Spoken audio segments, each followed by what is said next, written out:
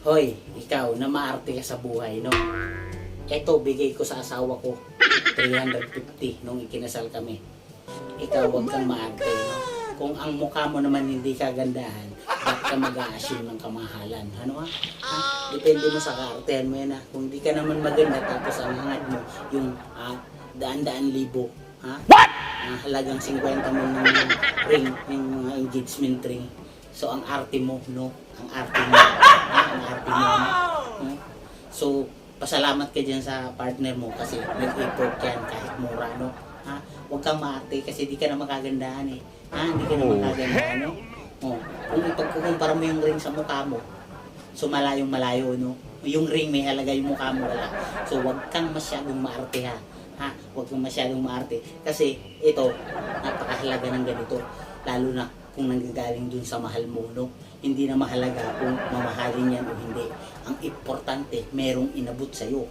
Yun ang mahalaga dun. Kasi bawat inaabot sa'yo, yun yung ang value nun, yung pagpapahalaga sa'yo. Kaya pasalamat ka. Ikaw ang arte-arte mo, ang pangit mo naman, no? Ang pangit-pangit mo, tapos naghahangat ka na yung makaling engagement ring mo, ha? Ha? Huwag ka masyadong assuming, ha? Ha? Kasi hindi ka naman kagandahan. Ha?